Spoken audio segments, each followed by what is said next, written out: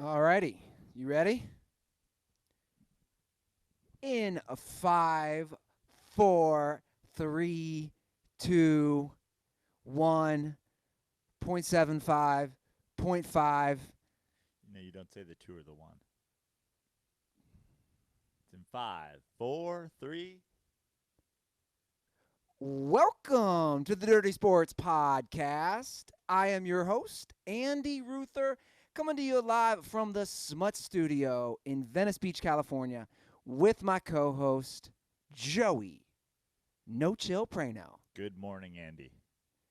Happy Thursday, buddy. Thursday. Yeah, it's Thursday. It is Thursday. I already forgot what that is in Spanish, which is very pathetic for someone who studied it for 3 years, lived in a Spanish-speaking country. Thursday, bro. That's what it is. Yeah, bro. That's what it is out here. That's what I don't speak Spanish, but I do speak Mexican kitchen talk. That's its own dialect. Yeah. Mexican kitchen talk. Ay, güey. Hasta mañana, güey. All right, güey. That fucking protein shakes. Okay, güey. See you later. Wearing the stunner shades this morning, I see. Yeah. That's all I got to say about that. Okay, great. We're off to a hot start. Yeah. Who's hosting the show, me or you? I am. I'm just relaxing. I did yoga for the first time yesterday. I'm just gonna ease into Have things. you like you used to have so much anger toward just like the basic Angelino, and now essentially your whole life is like you yoga, you go to Tokoya Organica, you have your kombucha. You literally have become things that you used to. I mean, you started an entire internet account to mock who you are now. You're like thing Andy Ruther likes yoga, avocado toast, kale smoothies, kombucha, sound baths, sensory deprivation. I've evolved. Yeah, I do a lot of things that I would have said I never would have done. I'm not denying that. But I think a lot of those things are health choices that are probably good. Yeah, they're fantastic for you. I'm just saying, you used to rage. You gave me away with your fucking yoga mat. Where are you going? Get a job. Well, I still make fun of the yoga mat thing because everybody's walking around with the yoga mat. Yeah. Like yesterday, I show up and I know they're not all like this, but it's like I show up, they have mats in the room. They are all like that. But So they are. Yeah, but that's a mat somebody else has used. Which is fine. They clean it off. Sure. But maybe you like your own. There's a sense of,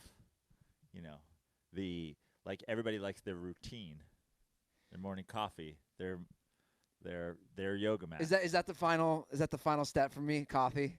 Yeah. Like, is that? Oh my God. Like a year from now, when you're drinking like matcha lattes with a shot of espresso in it, I'm just gonna be like, that's it. You've officially jumped the shark. We need a Photoshop of you jumping the shark while holding a kombucha and a kale salad on a yoga mat with a yoga mat over your shoulders.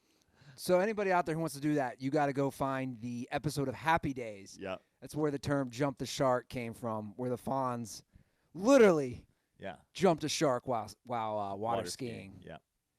Yeah, I don't see that one. A lot of people were saying the dragon ride on last week's episode. I agree with that. Was the shark jumping? The couple's dragon ride. Yeah, I had issues with the Game of Thrones dragon ride. They should have cut it down. It got at no point in Game of Thrones did I ever think, oh, this is corny. That was the first time I ever thought, this is corny. It's had some corny moments over the years, but that one was a standout. Yeah, that for sure was the. It's gonna be from now on. Jump the shark. Jump the shark has jumped the shark, and it's now just ride the dragon. I like that. Ride the dragon.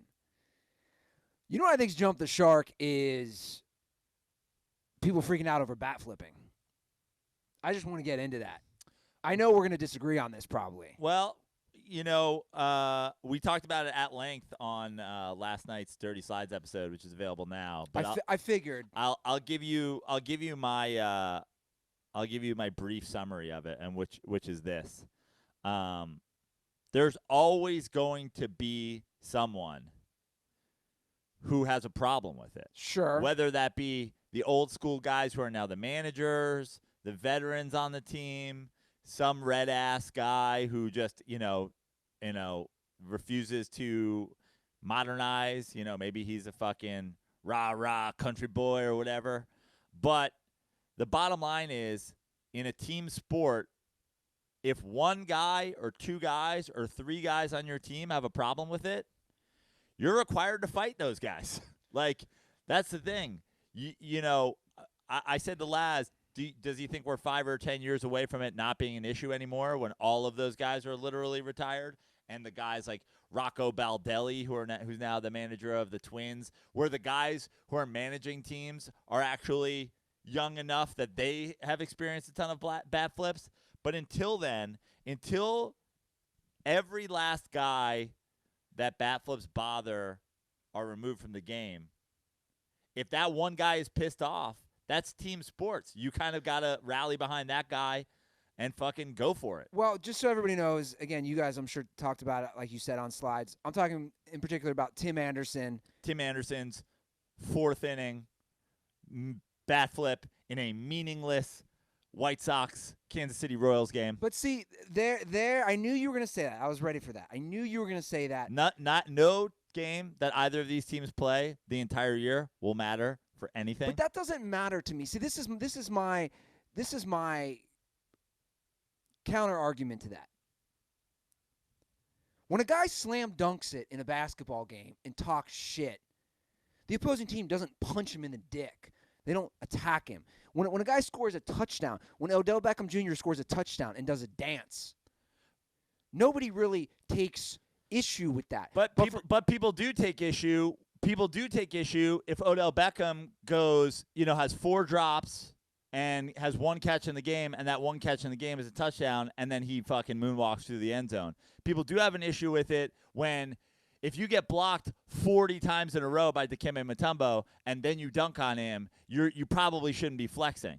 The bottom line is these batters go 1 for, go 2 for. This guy's hitting, what's Tim Anderson hitting on the year? I don't know. So now the one time he gets a guy, he celebrates like he fucking owns the dude. But it's not a celebration like he owns the dude. He took his bat and he threw it toward the dugout. I watched it. Yeah. But again, from my perspective, I compare it to other sports. I don't know. He's celebrating he hit a home run. To me, this is where baseball sounds like the old get off my lawn guy. No, it's not a get off my lawn guy. It's a respect issue because your average starting pitcher on any given basis, average, not the best, not the worst. What's he giving up? A home run or 2 a game? So the other 20 guys he faces, should he be like, fuck you? Fuck you too. Third guy, fuck you. But middle of the third, some guy gets him and he bats flips. But hold on. He's not saying fuck you. He's literally saying fuck you. He took his bat and was like, yeah, fuck you. I disagree with that. And I think pitchers react. It doesn't bother me when a pitcher is emotional after a big strikeout. But I want to. When's the last time you saw a pitcher in the 4th inning of a game like, fucking yeah? But I wouldn't care if I did. That's what I'm saying. And other people disagree with you. They'd be like, what the fuck are you doing? It's the 4th inning. Maybe relax. Well, okay. That's fine. But again, now when the closers come in, and fucking Brian Wilson's got his thing and the bow and arrow, you're shutting down the game. The same way if you hit a game tying or go-ahead home run in the 9th inning of a game, no one's really shitting on you for celebrating that. Well, I want to read a couple tweets that kind of go along with my side of it. This is from Reds relief pitcher Amir Garrett. He said this. I feel like and this is what I was saying, I feel like a lot of baseball. And I already told you why, but we'll read it again anyway. But I think he's right.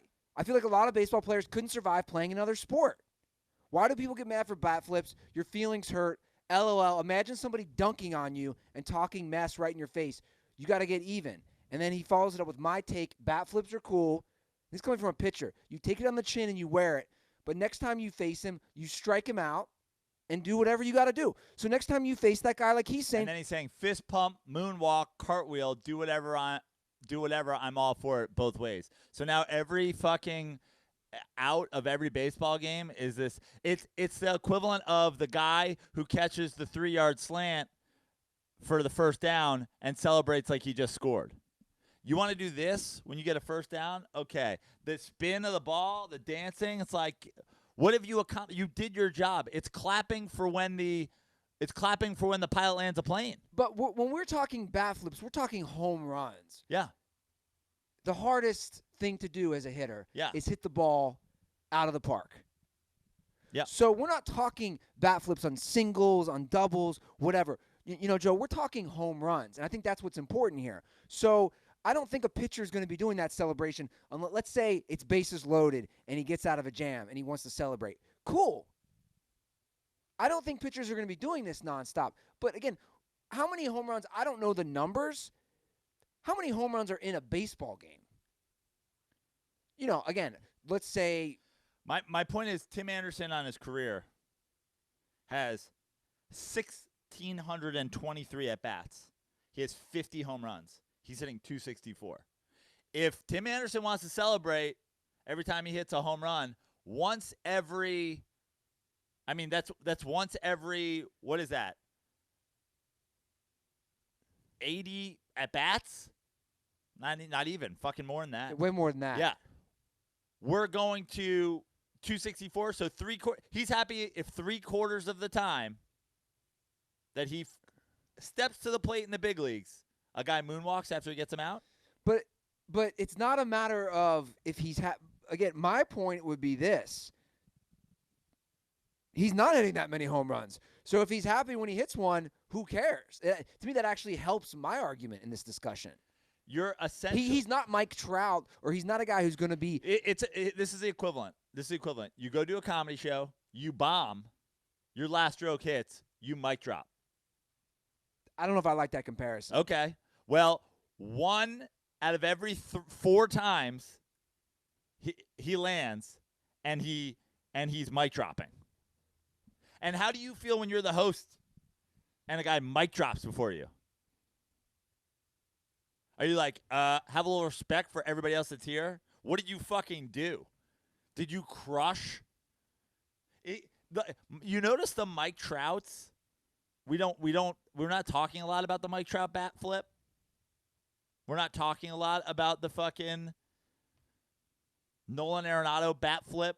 We're not talking a lot about we don't even talk about the Bryce Harper bat flip all that often. But again, we're talking let's break down the actual act. We're talking about a guy who hit a home run and just flung the bat towards his dugout in the 4th inning of a meaningless baseball game. He's not in any, but again, this is my point about the actual act. He's not in the face of the pitcher. He's standing directly in front of the pitcher, and he's literally in the face of the catcher.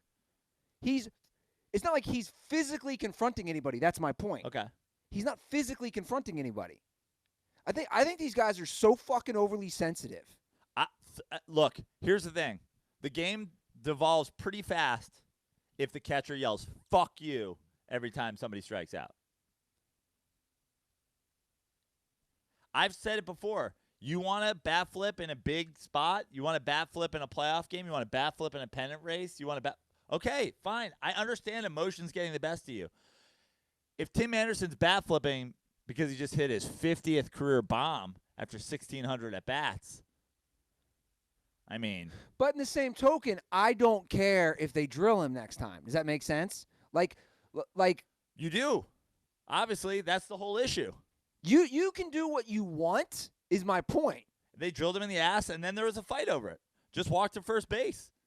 You got your bat flip. He drilled you in the ass. By the way, he just gave you a free base.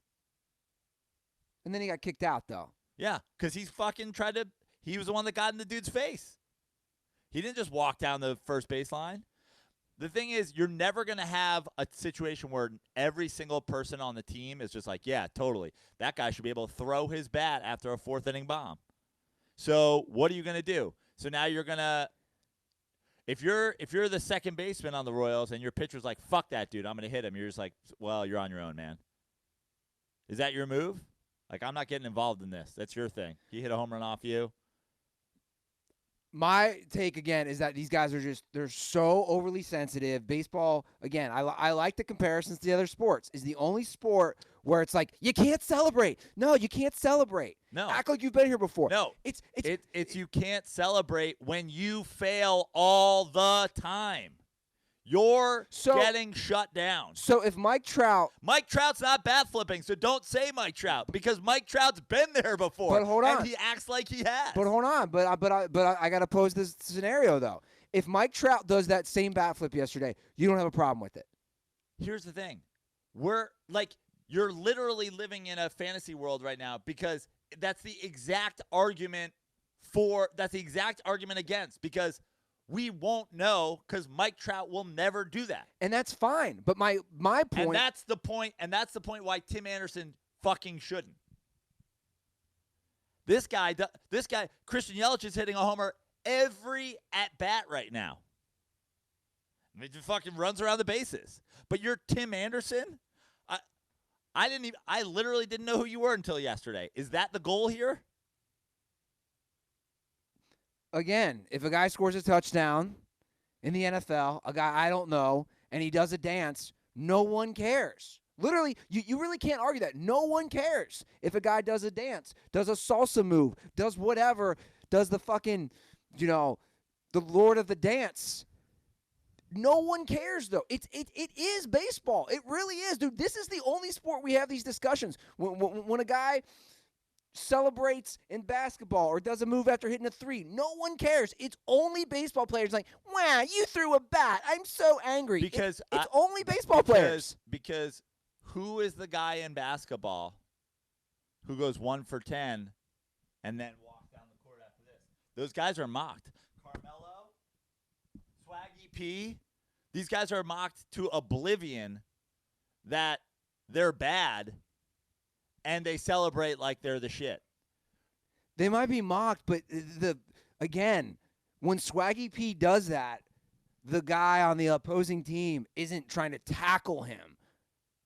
It's like in baseball is the only sport where it gets so physical. And the reason it does is it's very simple. The guys who are losing celebrate the most. The batters are showing up the guys who the huge majority of the time are winning. Let me ask you this. That becomes the question. Do you want the fucking end of the game bow and arrow celebration that we get from the closers after every at bat? To me, I think that makes a fucking mockery of the game. But it's not after every at bat because it's not like you're hitting that many home runs. But I guess it's like in the battle between the pitcher and the thing, you're winning, so now you're celebrating. It's not like these celebrations are taking time away from it's like he's throwing a bat or the pitcher's doing something. This isn't expanding the actual play of the game. No one's talking about it. Is the ball's being thrown around the horn when the pitcher's fucking doing his bow and arrow.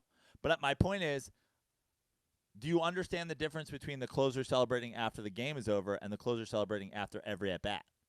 If this guy did this in the 9th on a game winner, no one's talking about it. What about Asia? They do, I don't know if it's, I think it's South Korea. They're known for bat flips, correct? Sure. You see the highlights all the time online. South Korea, I don't know if it's Japan as well. But my point is, this seems not to be an issue over there. It's basically known players are going to bat flip, and nobody cares about it. And that's why I bring it up. But for some reason here, it's so disrespectful. Again, the emotion isn't disrespectful. It's just about place and time. It's just about place and time. Why is Tim Anderson so fucking excited in the 4th inning? But would you have an issue? I'm just trying to, again, correlate. They lost. You know that, right? Yeah, I know. I'm just trying to correlate walk-off homer. That wasn't bat flipped. I'm trying to correlate it. If you're watching a Giants game, and let's say the Giants are losing 21-7. Saquon Barkley scores a meaningless touchdown at the end of the game. Do you have an issue Yes. with him doing a dance in the end zone? Yes. So you do. We're going to lose? For sure? Yes. You have an issue. Okay. Yeah. Would that be your equivalent? My equivalent would be Saquon Barkley going in for a 1-yard touchdown when he's got 15 carries for 11 yards in a game, winning or losing. Or, even if he goes in for one, it's like, dude, they're kicking your ass. Place and time, you got in on that play, okay. But they're kicking your ass. And now you're going to fucking celebrate? That seems disrespectful to the other guys because they're not standing over you and fucking doing it every goddamn play. Now, sure, do guys in football and also the idea of comparing what goes on a football field and the emotional, like the battles that are going on, physical battles that are raging between players on any given play, regardless of what's happening in the game, is different. There's a lot more emotion going on. No one was fucking in Tim Anderson's face prior to that, standing over him, saying, we fucking got you out. And, I mean, that's just the thing. Is like, I don't want the game to turn into now, every time a guy bat flips in the fourth, now pitcher's like, all right, fine, fuck you. Let's cartwheel. Let's moonwalk. Like, every fucking out. Because. Maybe baseball needs that. For what? Why? Liven it up a little. I don't know. I mean, if that's the answer, if that's what's let me put it this way: when they, we're talking about basketball, but I want to bring the NFL back into it. When they started instituting those touchdown celebration rules, remember for a few years, yep. I thought it made the game a lot more lame from an entertainment value, a strictly entertainment value. Then when they allowed, I know again we disagree on this. Then when they allowed players to do celebrations. Have I not been critical of this every time we've ever done a live game? Like, if you catch a fucking first down, there should be no dance involved here. There should be no dance involved in your first down. But we're not talking first down. Again, that's why the comparison is touchdown to home run. That's the comparison. The touchdown to home run comparison, to me, fits. So, again, if those guys score a touchdown and they want to do whatever choreographed dance or whatever they have. What's my take on choreographed dances? Well, you have issues with it. But I don't know why that bothers you. Like, I just don't care regardless. Sometimes I laugh. Sometimes I think it's lame. But I don't get, like, triggered. I feel like this is my point. Like, I look at baseball players and people who have this. It's like they're triggered for some reason. It's like, who gives a shit? I think pitchers get triggered because they're going out there. Like, look at the walks and hits per inning pitched, right? Like, a good walks and hits, not home runs, is like 1 something per inning. So that means for every 3 guys you get out, 1 guy just reaches base. And those guys are the ones that are celebrating. It's because it is that hard to get on base. Yeah, because they're better than you. I don't know if it's they're better than you, but again, it's that hard to hit a home run. That was my point, is it's that hard. Guys aren't bat flipping when they get a double. Well, first of all, we're not that far off from that yet. And second of all, like, it's just a matter of you guys are going head-to-head. Yeah. 1 guy's winning the majority of the time. And he's fucking treating you with respect. Now, that's the thing. When people say, oh, Chris Archer fucking dances after. Good. So fuck Chris Archer. So pimp Chris Archer home runs. So fight Chris Archer. Let's go. Everybody fucking fight. But when a guy's going out there and just grinding outs, and 1 guy in your order gets him once every 2 times through the order, 1 guy gets him, maybe don't act like you're fucking stomping on this guy's grave. Especially in the 4th inning of a meaningless fucking baseball game. But again, I think that, to me, this is where, and it's fine, we're kind of discussing this into the ground.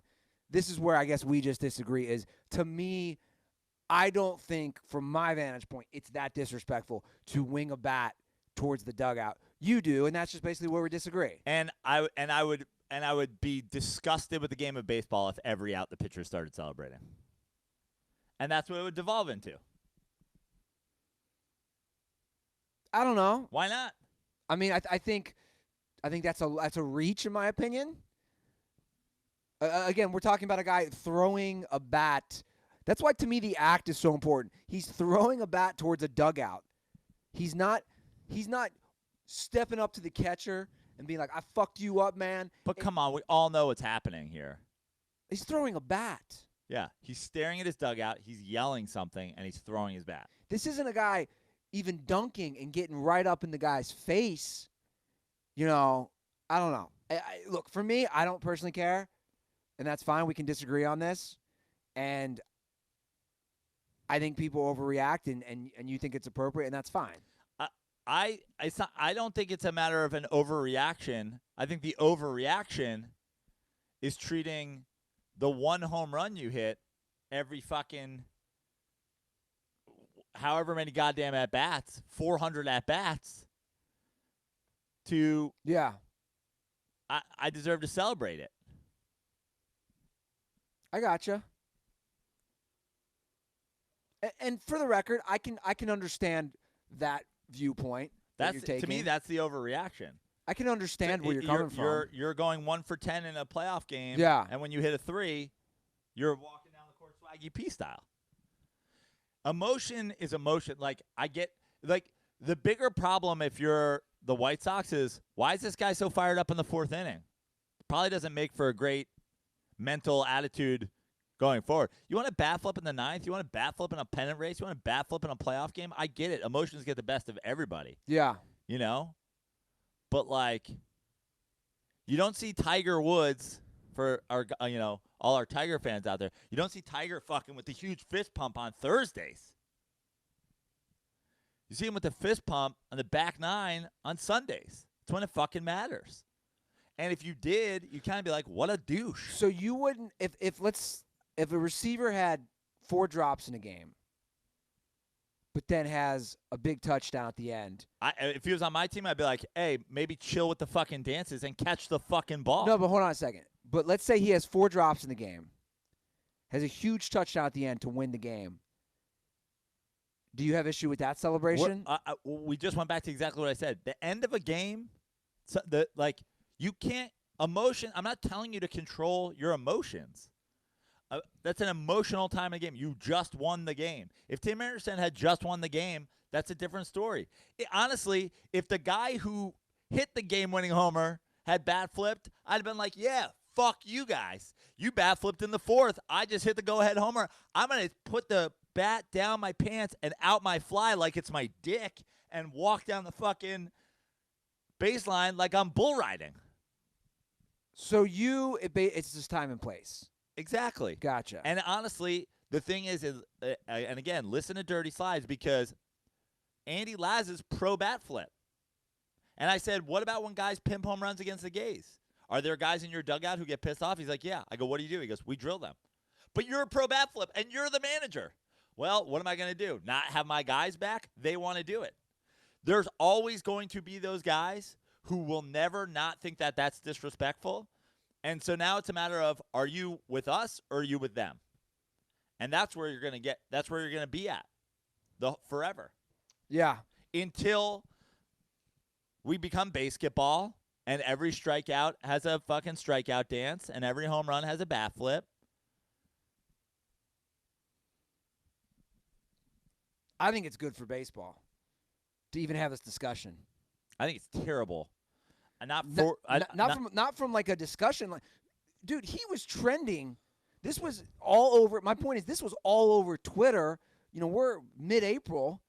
Everyone's talking about this. We just did 30 minutes on bat flips. I'm saying from a purely marketing standpoint, it's good for baseball. We're discussing it. Let's see if the ratings in White Sox Royals jump for tonight. But it's not about White Sox Royals. It's about a vested interest in the sport. That's all I'm saying. But to be perfectly honest with you, I think conversations like this make it about the sideshow and not the sport. Like, if more people were talking about what Christian Yelich was doing in the last week than what Tim Anderson was doing. That would be good for the sport. Christian Yelich is losing his mind. He hits a home run every time he comes to the fucking plate. This dude's fucking Roy Hobbsing right now. And we're talking about Tim Anderson's 50th career home run in a game between the 4th and 5th place AL Central teams. But again, the reason is in a day game in the 4th inning. The reaction was so strong from both sides then. That's why we're talking about it. And you know what? And we've talked about this in Royals, White Sox, and we've talked about it in Reds, Pirates this year. This shit's what happens during day games on bad teams that no one gives a fuck about. Because this is their summer. Little stupid beefs with each other about little fucking disrespects here and there. But again, my argument to that would be we are talking about these shitty teams. And you know why they feel disrespected? Because no one's there watching. This guy's pimping home runs in front of 1,200 people on a Wednesday during the day in the 4th inning. And there's probably Bro, it ain't prime time. It ain't the playoffs. It ain't Sunday night baseball. Fucking relax. I mean, I'm sure you definitely have truth to that. I'm sure you're right. Yeah. Well, we might be able to see some bat flips this weekend. Are you still down to hit Petco Park on Sunday? I'm down. Easter Sunday? Easter Sunday, great. I hopped on SeatGeek. I'll wear the pastels. I'll wear this outfit again. I hopped on SeatGeek last night. You can get some great seats at Petco Park at a very, very bargain rate. I can't wait to get down there. I'm going to go straight to that souvenir stand that's in the brick building that's to left field. Get me a nice brown Padres hat. Yeah. Rooting hard against your Reds this weekend. Are you? Yeah. They suck, man. Browns. I have a goal in mind, just so you know when we go down there. It took me almost 2 full hours to get from Venice into the stadium at Dodger Stadium on Monday for the Reds-Dodgers game. It'll take you 10 minutes longer to get to San Diego. My goal is to beat that. Yeah. Now, I don't want to be driving like a madman down there. Yeah. But my goal is I looked it up. It's 124 miles to Petco Park from my apartment. My goal is to beat the amount of time it took me to get into Dodger Stadium, which is 16 miles away. You won't, but it'll be close. It won't be close because that area right by the fucking military base is always a goddamn nightmare. True, and we're going to stop and get food. Yeah. Anyway, we're going to get those tickets on SeatGeek. Guys, SeatGeek is the only app you should get tickets for any live event. The customers always come first. That's why they have 50,000 5-star reviews. God, I would love that many reviews for our iTunes reviews. 50,000 5-star reviews. Guys, best of all listeners get $10 off their first SeatGeek purchase. SeatGeek supports our show, so we hope you support them as well. Use our promo code DIRTY for $10 off your first purchase. You can use that for concert tickets, sports, comedy, whatever you want. Remember, that's promo code DIRTY for $10 off your first purchase. And that is a 1:10 Padres-Reds game Sunday, Easter Sunday. So if you're down in the San Diego area, say hi to Joe and I. Slide into those DMs. Okay, let's talk some NBA playoffs. Let's do it. I took a beating last night. My gambling. What happened? I mean, all the favorites covered. And big, and the fucking Celtics. I was gonna say down the stretch there, it was a 7.5 point spread. I was like, as long as it doesn't go to overtime, I'm gonna win. It was like back and forth the whole game, and then just a full on meltdown by the Pacers in the final minutes. Yeah, but it only took fucking our boy Brad Stevens 2 entire full seasons. But I'm sure you saw my tweet on it. I'm sure you watched the post game. I was saying this during the second half when Kyrie went out and they made a little bit of a run, and then he came back in and he kept Rozier in. It took him 2 years to know what I've been fucking saying for 5 years. Play Kyrie at the 2. Yeah. Charles said it like 15 times after the game. He just kept repeating himself. He went off in the third quarter. But they played Rozier and Kyrie at the 2 down the stretch. I've been saying this for how long? At least this year. I mean, I don't think it's going to be enough for them, but I think it's the right move for sure. Who do they get in the next round? Well, this is the 4-5 series, so they would have Milwaukee. Okay. That's going to be tough. Yeah. I mean, they could do it. I'm- I don't like, but you know what? When I watch this series, and everybody knows, I actually like. I'm not a Celtics hater by any means. Like, I don't have any problem with the Celtics. I mean, Boston's a fucking cesspool, but like, I don't have Celtics beef. But if Victor Oladipo is playing in the series, they'd be getting their asses. I was kicked. just going to say that. I mean, Indiana is playing is this series very, very tight, as, as good as they can with their and players. then not having a go-to guy whatsoever at the end. I Kills mean, them. Bogdanovich being your fucking best option is like, that's a joke. That's the thing. And Tyreek Evans. What's Tyreek Evans even doing in the game late?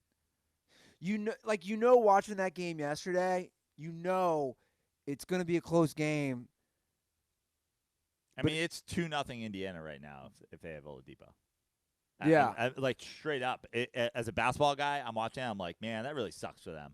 Because that really sucks for them. And, like, that'd be a fun next series as well. It'd be a fun this series. A Kyrie, Vic, Yeah. head-to-head battle. It would be. So who else we got in the East? We got the Nets and the Raptors 1-1. They play tonight, right? Yep. We still like the Raptors in that series, right? Well, did you say Nets Raptors? Who's playing? I'm mixing up the teams. We have it's Nets Sixers. Nets are Sixers. playing. Jesus Christ. Raptors Magic. Raptors Magic's gonna be fine. The Raptors. Raptors are gonna get through that. They had their one. Yeah. They had their one Raptoring for the series. Nets Sixers is already, you're talking about like, oh, how come in basketball nobody fucking, like, I don't know, a lot of talk today about the Sixers guys laughing in press conferences over, elbows and stuff like that. Like, I mean, these NBA players are beefing about guys laughing in press conferences. So I don't know if they could hang in baseball. A lot of laughter going on in the dugouts. I don't know if they might be too soft for Major League Baseball. Look, don't get me wrong. I think all these guys are soft. Right. I'm just saying, like, these claims that, these guys couldn't hang in other sports. Like, the lead story in Sixers Nets right now is about press conference laughing and the disrespect that comes with press conference laughing. I think this will be a battle this series. I love what the Nets are doing. The Nets, and I said this last episode, the Nets and the Pistons are complete opposites right now. The Pistons are a team that belongs nowhere near the playoffs. They should have tanked. This is worse than them being a lottery team. You want, like, it's bad for the Pistons franchise long term that they're participating in this playoffs. The Nets, meanwhile, are a young team that have pieces that are a piece away, that are stockpiling playoff experience. And it's good for them just to have a dogfight with the Sixers, whether it goes 5 games or 6 games or 7 games. The more games that they can play, the better off it is going to be for the Nets. Yeah. And do I think they win the series? No. But I think that this could be a 6-game series. Bro, this is amazing. I mean, we got to do breaking dirty sports. Sorry to change the subject. Jay Lloyd just texted me an actual amazing on-the-spot Photoshop of me holding my kombucha, which is the Gingerade, which is the one I get, and also a salad. It's pretty amazing. It's great. And you jumping the shark. Thank you, Jay Lloyd. Great stuff. Great work. Okay. I like that. I like that Sixers series going 7. 7. I mean, the great thing about 7 is anything is possible. Once you get in a 7-game series, yeah, I think it goes 6. But again, I'm here for it. Well, we've learned the Ruther curse is real. Yeah. So now it's a 5-game series. No, I'm saying we've learned, like, we know how real it is. Literally, same day, I'm like, yeah, maybe I'll go with the Warriors. DeMarcus Cousins tears his quad? Yep. Done for the year? Yep. But, I mean, look, they've won titles without him. Sure. Hey, man. I'm here for You- all the Warriors' problems. I was gonna say you're probably really loving that as a Mike D'Antoni rocket slurper. Yeah, I'm a Mike D'Antoni slurper. The Rockets have looked fantastic so far. James Harden looks like literally unstoppable at this point. I love the little pieces they've added the last couple years, the little baby moves they did, like the Fareed over Nene upgrade is like low key, like I kind of love it. Um, I'm here for the Clippers annoying the Warriors. I'm here for the Clippers making the Warriors play a little bit harder than they need to in the first round.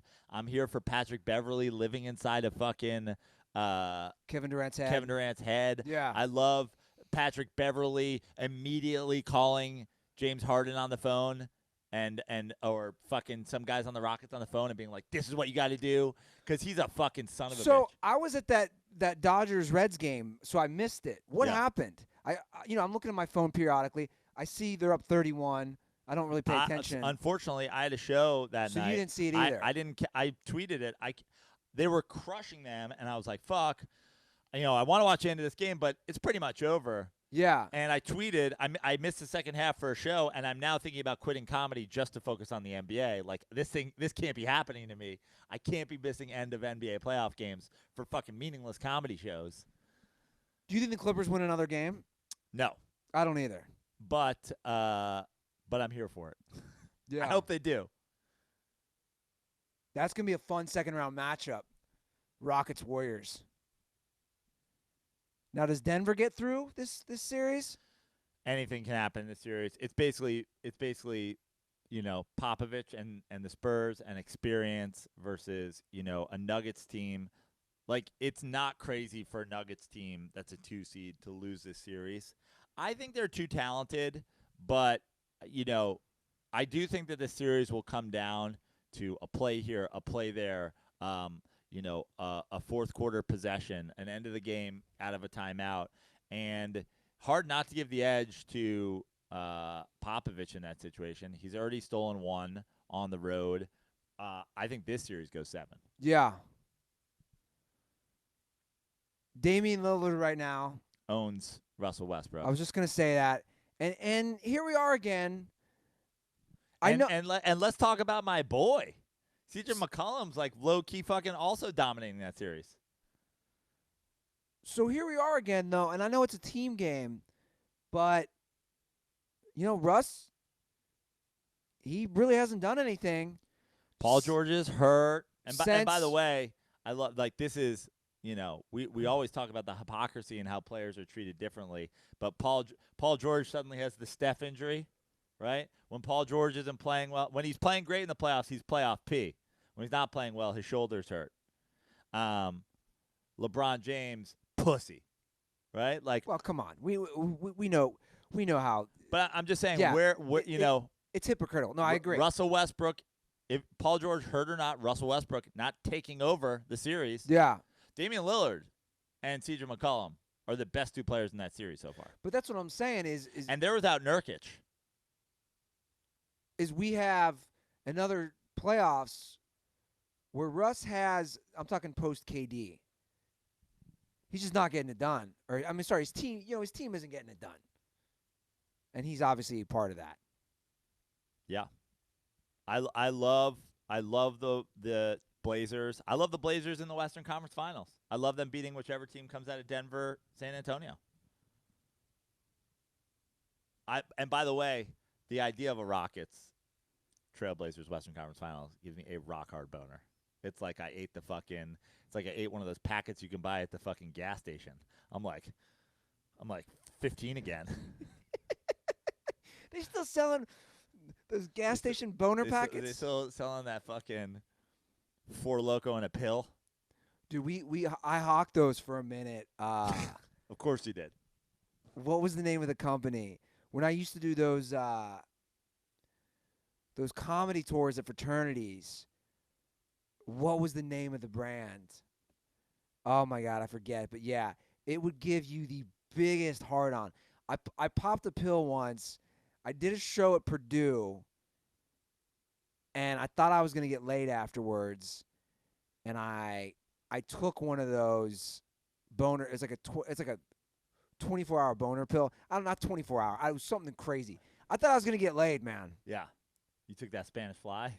Bro, you can't even like be dancing near a girl without just like full erection. Yeah. That's Rockets Blazers Western Conference Finals.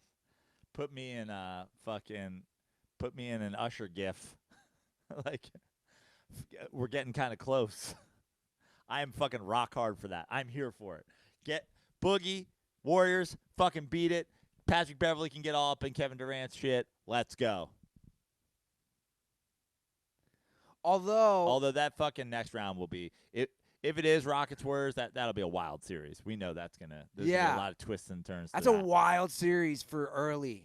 Yeah. You know what I'm saying though? Like normally these series get crazy during the conference finals. That's a wild early series. Yeah. But that's where that's the way it's been because of some disappointing starts for teams. I mean, we're also looking at a Celtics Bucks second round series. That's what I'm saying. We're gonna have some great conference semifinal games. Yeah. I'll be locked and loaded. I know I was looking at the schedule ahead. I'll have the TVs going this weekend on 420. What's 420? Saturday. Saturday? Love it. Yeah. And you made a good point. I mean, we need to get TVs out by the pool. Come on. I mean, what's the mayor doing? What is he doing? What is the mayor doing with his life? That's a serious question. Isn't he driving like an Alfa Romeo these days? Yeah. He upgraded to the Alfa Romeo SUV from the Range Rover. He's a lawyer, lives in he lives in Savagetown. Yeah. He can't afford a TV outside. He can. I mean, I'm not trying to call out the mayor personally, but mayor, what the fuck? Yeah. Andy Laz has a TV outside. Yeah. We're gonna have to are we gonna have to make Laz put a pool in his backyard because the mayor can't bring the heat? We got pool volleyball. Yeah. That can be in the background. Now, he does have that projection screen. How's that working during the day? It's not. That's what I'm saying. The mayor has options. He can put a cover over the entire pool area so that it can be dark for the some sort of shade cover for his projector, or he can just get an outdoor TV. I'm here for both options. Mayor, let me know if you need some help. I'm sure there's a way to make like a fucking something out of PVC piping and like Home Depot fucking bungee cords. God, he loves that shit. Yeah. That would be the best. If we had a TV out there while we're sitting at the pool, and this summer is going to be, I use the term freely, it really is going to be lit. Because a lot of people have moved into Savagetown. A lot of new ladies I've noticed. You getting any numbers? Well, you getting any apartment numbers? I think 244. My approach is this. You don't shit where you fucking eat, right? Okay. I mean, it's not like there's a four apartment building. Come on, Prano. Come on. 200 units here. It doesn't matter. You probably see, fucking random people from around Venice more than you see the guy who lives in 115. Well, you're probably right, but also the pool factor, though. You can't be like hooking up. Basically, if you're on that side of this building and you go out the Venice Way side and you're a Mildred side guy, you're probably less likely to see each other than anybody else in Venice. You're literally going in opposite directions every time you leave. Okay, fair enough. But then there's that one time where you hook up with the girl in your apartment complex, and then sometime later you have a different girl at the pool. It's awkward. I mean, it's Savagetown. True. Right? It's a good point. And that's what you just got to drop on them. Sorry. That's life in Savagetown. Find out what happens when 300 people stop being polite and start getting savage. When are we going to make this a show? I mean, I've said this forever. It needs to be a reality Hey, show. lady, look. Did we hook up one time and now I'm out by the pool with somebody else? Yeah. 4 people this year have killed themselves in our building? I mean, that's life in Savagetown. Deal with it. Yeah. Sorry, I just bat flipped all over the pool area, but...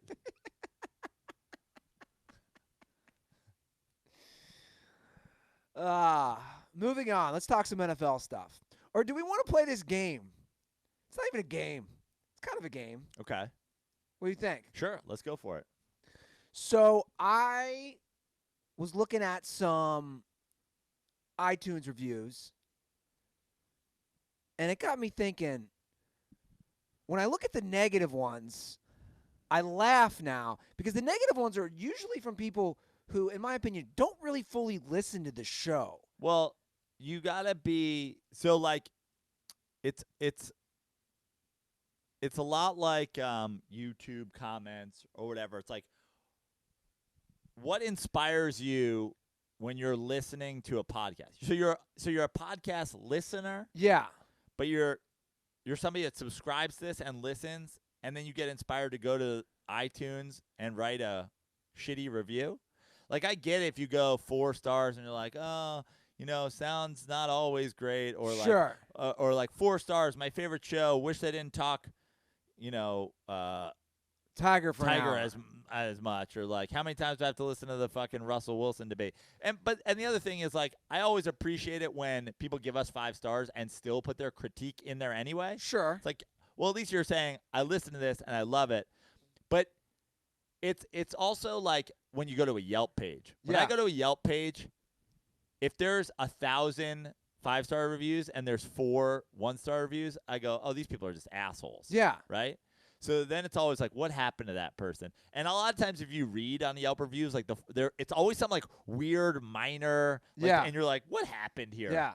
But That's why what I want to do. I want to read shitty iTunes reviews and debate if this is a Trump supporter. Yeah. So a Trump, and by Trump supporter, you're saying somebody that took issue with basically my Wall take or my Kaepernick take. Yeah. Right? Because we're not like neither of us are liberal Democrats. But if you looked at us, we'd actually be considered traditional liberals. Yeah. But we're not fucking libtards. Yeah. I'm not voting for fucking Elizabeth Warren. But I'm saying socially, on social issues, you and I would both be considered as liberal as they come. Right.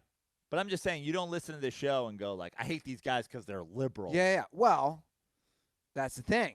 So I'm going to read some iTunes reviews. You're just upset that I think, you like if you're a fucking Trump guy, you're just upset that I called you a fucking idiot for not believing in free speech in America, even though you're like a rah-rah fucking we'll Patriot guy. We'll get to that. Hold on. So this is a quick game I want to play. I want to decide whether the negative iTunes reviews are a Trump supporter, a Boston sports fan, or an MJ slurper. Yeah. Wild cards also Philly people. And right? this is a crossover. Troller moron. And some of these could cross over. Tiger Woods fans. So here is a recent negative iTunes review. Okay. 1 out of 5 stars. Ooh, it burns. 2 40-something-year-old dudes. Not 40. Neither of us. Exactly. So, like, off the bat, it's like, how often do you listen? You would clearly know neither of us are 40. 2 40-something-year-old dudes acting 20-something while trying to out-hot take and out-edgelord each other for 2 hours. Now, we've joked about hot takes. Yeah. I'm going. When was that posted? This was posted April 9th, so I'm going Gronk guy. hold on, I'm not even fully done. Listened for a few months and gave them a solid shot. Let me hop in here. But you haven't. If you listened for a few months and you think we're both 40, What? But also, this is a serious question, and I'd love maybe somebody from the YouTube. What's the hottest take in the history of this show? Like, a hot take is the claim. Hot take is saying Klay Thompson's the best player in basketball. no, hot take is me saying that, and I believe this, that maybe Dwight Howard is into transsexuals That's not even a hot take. because he gets too many girls pregnant. That's not even a hot take. That's not a hot That's take? a wild Conspiracy theory. Okay. A hot take is when you're trying to make a headline by making a claim. Like, this is the problem. This is why I'm going Boston sports fan. Well, I'm not even finished with the iTunes review. Finish it. Not for me. If you're 13 to 17 with a Sports Talk Twitter burner account with another man as your profile pic, this is the podcast for you. Which is ironic because you and I make fun of those people. Yeah. Right.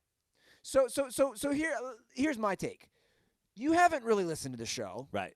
Because you said you've listened for a few months. We're trying to out-hot take each other, out-edge each. I don't think Joe and I ever. I don't even know what that phrase means. I don't know what it means. Nor do I want to know. Nor do I see us ever competing with each other to out hot take or out humor each other. You don't really listen to the show. I'm going to go Is with it done yet? Yeah, it's done.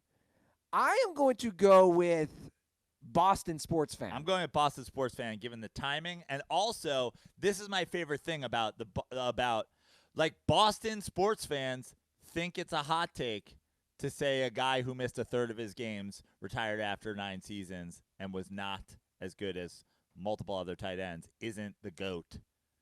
They think that's a hot take. Yeah. The Boston sports fans don't even understand a hot take. Here's, like, when I was dealing with the Boston sports trolls, here was their argument for me for why Gronk is the best tight end of all time. They said, name something that Tony Gonzalez or Antonio Gates do better than Gronk. And then they actually truly said, besides playing football, like besides staying on the field. I saw that. Okay. So with that, if that's your basis, okay, like from ability and skill, right? From like, okay, he's a better pass catcher than Gates, he's a better blocker than Gates, he's a better whatever. Like, I understand that. Yeah. Okay? Now that begs the question, name one thing, one single attribute as a quarterback that Tom Brady is better at than Aaron Rodgers. He's not as accurate. He's not as mobile. He doesn't throw as many fucking touchdown passes. He doesn't throw for as many yards. He doesn't have a higher rating. From a skill perspective, Tom Brady is not better at any one single aspect of the quarterback than Aaron Rodgers. Yeah. So if you're the guy out there, and that's your argument for Gronk, congratulations. You just said Tom Brady is not the best quarterback. Currently, let alone ever. Imagine thinking that thinking of players outside of these kind of comparisons is a hot take. Boston sports fan. I'm going Boston sports fan. So we agree. Yeah. Boston the sports timing, fan. and then just like thinking saying Gronk's not the GOAT is a hot take is like the most Boston sports fan ever. Yeah. And it's interesting the thought of out hot take each other. We know what this one is. This one's too easy. The headline they write in the iTunes title review is "Stop calling people racist." 1 out of 5 stars. That's it. Trump supporter. Trump supporter. Yeah. February 15th, 2019. Yeah, that's in regards to the Kaepernick.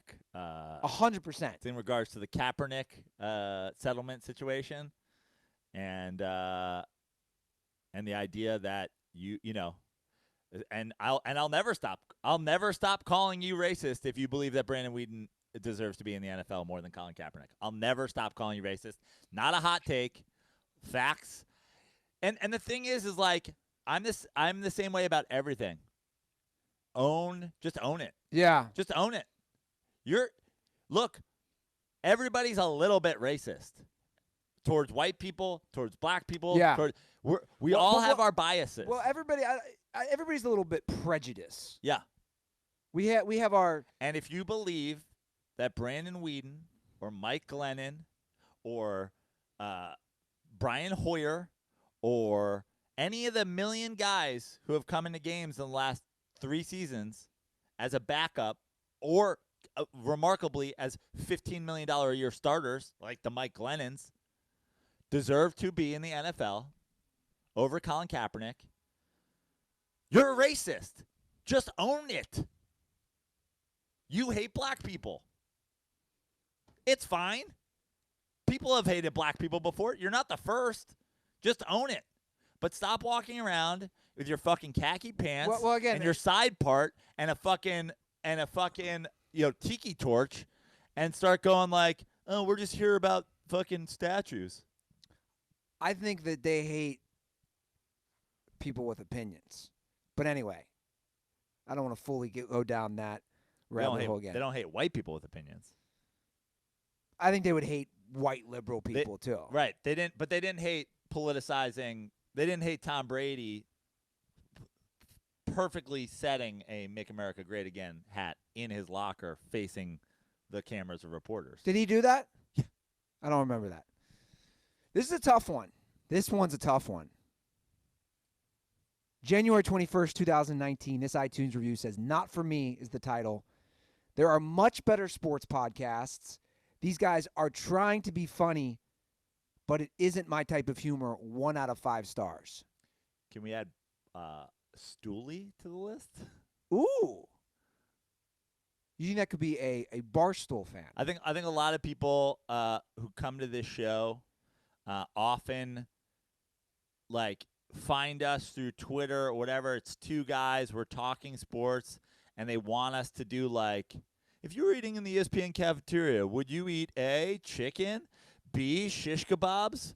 Do you wash your apples? Like, we're not doing a sarcastic. We're not characters. We're not characters. Like we joke, you're Joey No Chill Prano, whatever. I'm Denti, whatever. But at the end of the day, we have opinions on sports. We're not afraid to place our opinions out there. We obviously riff and we go off into like different comedic subjects, and we definitely toe the line as far as like edgy content goes. But we're not fucking characters. Yeah, I think that's a good point. This is a real mustache. Yeah. We're not like, I'm only wearing sweatpants for a month because like it's sweatpants season. Like we're not shticky. Yeah. And by the way, we precede them. We were doing this before they were doing it. Who are you talking about in particular? Just like the Barstool fucking, like the Pardon My Take guys. Pardon My Take. That's what they go. That's they want. We've gotten a lot of your Pardon My Take knockoffs. It's like, hey, we were doing it before they were.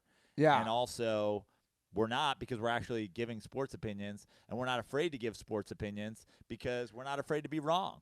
Yeah. The end of our sports opinions don't end with like, always bet the over. Like we're like, yeah. It's not, Yeah.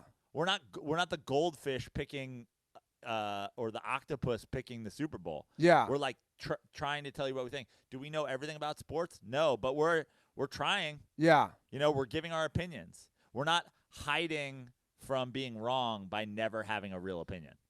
Yeah. And some people want shticky. And that's fine. Yeah, that's fine. So here's how I look. To each their own. Here's how I look at it. Some people like How I Met Your Mother. Some people like South Park. I'm a South Park guy. How I Met Your Mother. I'm sorry, not How I Met Your Mother. Big Bang Theory. It doesn't matter. Tomato. I don't care. Yeah. I mean, I don't know. Look, I don't know who we are in this situation, nor does it matter. I would never like calling us South Park if that's what you're doing. Offensive to South Park, if you ask me. Yeah. But I'm not calling us South Park. Yeah, but I'm just using two different brands of humor. Like what you like. Yeah. By the way, shout out to Derek Sperry, $2 for Prano's Dope Mariners hat. We appreciate that. Thank you for the donation. I'm trying to get the Mariners back on track. I liked the Mariners starting hot. It was fun for me. We talked about it on the Dirty Slides, by the way. Well, this one is definitely available now. This one was definitely be a Barstool person because they call us wannabe Barstool Sports. Oh yeah. So 2 out of 5 stars. But when you get that, they're probably Stooley and Boston sports fan and Trump supporter. Could be. It says some content is funny, okay, but Barstool is much, much better and seems better produced with much more content. Well, better produced is like saying the Avengers is better produced than fucking. Yeah, we don't have some $1 million backing that's going to be like, hey guys, we're going to send 5 cameras out with you to decide whether or not you like pizza. But even produced, when it comes to podcasting, I don't think people fully, like when I read that iTunes review, I say that I would say to that person, if I could talk to them, I'd say, what do you mean produced? As in like segments? Yeah, exactly. That are edited down, interviews that are edited down, like when we bring somebody in here. Hey, we don't I don't want to stay too long just like defending our show. No. What I'm going to say is if you like our show, go ahead and give us 5-star reviews on iTunes. Let me find one. And if you don't like our show, fuck off and kill yourself. I don't care. I've never. Here's the problem with this segment, Andy, and I hate that we're even doing a segment, but I've never once cared what anybody thought. for 1 second. Somebody the other day was like, "Oh, you're talking about Tiger for a half hour, but you're saying you don't care." He literally has a sports podcast. I was like, "Hey, man, do it your way on your sports podcast. I'm going to do it my way on my sports podcast."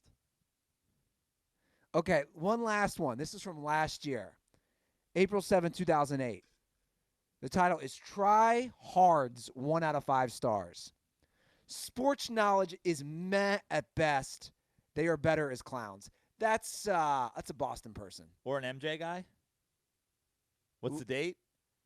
April 7th, 2008. Maybe it's I'm sorry, 2018. playoff basketball time. Dude, LeBron and LeBron haters / MJ Kobe trolls, they're real. They get real fired up too. I'm going MJ one for that. I mean, not a whole lot to work with there. Yeah. Except the time. Not a whole lot to work with. Well, guys, you can leave your own iTunes review, like Prano said. Let us know. Be like, fuck you, Ruther. 1 out of 5 stars. I don't care. Yeah, I don't. At this point, every iTunes review helps, but like every iTunes review helps. We've passed the point of like, we've passed the point where like the iTunes reviews, unless we get 1 million of them tomorrow, which great. I read them all the time because I'd love to. I like the critiques of the show, especially like I said, if you give us 5 stars and you critique the show, that means something to me. Yeah. If you give us 1 star and you critique the show, I probably said something that made you butthurt. I probably triggered you, which is fine. But leave them. And leave your Twitter handle or Instagram handle, because I still send koozies out to people. If you leave that handle in the review, because I feel like people don't understand that. Anyway, had to get those out of the way. Let's talk some NFL, and then we'll do some DirtBall calls. Great. So the NFL announced their schedules yesterday. Yep. Patriots got it off easy, huh? Did you see that? How so? They have a very easy schedule. Well, they play in the AFC East. It helps a lot. Yeah. Like they might start 7 or 8-0. You're like, they got the Jets twice this year, fucking Bills Dolphins twice. twice this year, the Bills twice. The big thing that stood out for me is the Browns are getting 4 primetime games. Of course they are. They have Mayfield. They have Beckham now. Dude, the Browns, it's Cleveland and it's the Browns. But if you're going to be excited about the Browns, this is when to be excited about the Browns. And the NFL is capitalizing on that. People are pumped. And good for them. I stand by my claim they win 9 games. Okay. I stand by it. I think they win 9 games. The season kicks off with Green Bay at Chicago. That's an interesting kickoff. Here's why, by the way, I'm going over 9 games for them. Because, like, are your Bengals trading A.J. Green at the draft? Because, the Bengals, it's time for the Bengals to just rebuild. I think the Ravens, will have a good defense and be good, are going to take a step back on Lamar Jackson. And I think racist rapist is down a receiver and down a running back, and it still has Mike Tomlin as coach. And I'm selling on every AFC North team except for the Browns. Joe is predicting a Browns division title, I bet. I am. Not doing it. Can't do it. Won't do it. Not doing it. The Saints come out here week 2. Saints at Rams? Yeah. It's exciting. It is exciting. I looked at the Giants schedule, and I looked at I didn't even see the Rams schedule. How's the Rams schedule look? It's tough. They won the division, so 5 primetime games. They won the division. I'm a little bummed because they play the Bengals in London. They lose a home game again. Yeah. That would have been nice for me to wear Rams gear to a Bengals-Rams game. Troll. And truly put your old team to bed. Yeah. It'll never go to bed, will it? No, I think you'll always hold on to that a little bit. I really hope, like, as an LA resident, obviously the Chargers are not an LA team. Although solid move by the Chargers to go back to the light blues full time. The powder blue. Following the lead of the San Diego Padres to return to the brown. You know what? I know the ship has sailed, but the Chargers got to find a way back to San Diego. It's all happening. The Padres are going back to brown. They have an anchorman race now. San Diego's where you want to be. San Diego's turning around. Not only should the fucking Chargers go back to San Diego, the Clippers should go to San Diego. And we've said this forever. So, yeah, it sucks that the Chargers are still in LA, but I'm excited for the Rams, man. I want the Rams to be good again. Like I They don't, will be. yeah, but I want them to be like contenders again. I like going to Rams games. They have an early game at Cleveland, Sunday Great. Night Football. I like going to Rams games. I mean, the Coliseum's a dump, but I like going. I like what they're building here, and I hope that they're good again. I hope that they don't take a step back after a Super Bowl hangover. I don't think they will. What was their record this year? 13-3? Yeah. 12-4? 13-3? 13-3. You think they win 13 games again? I'm going under. I think they win 11 to 12. It's a step back. 11-5. I still think they win the division. Giants open at Cowboys again for the 6th time in 8 years. This was fun when we were winning there. Now it's kind of annoying. We have to start on the road against a division rival every year. Yeah, that's tough. Do the Seahawks challenge the Rams? Russell Wilson now is the richest, highest paid player in the NFL. They gave him the money. No, they do not. I was surprised they gave him the money. I was very surprised. I mean, so I'll say this. I wasn't surprised that they gave him the money, but I did because I'm like, because here's the thing.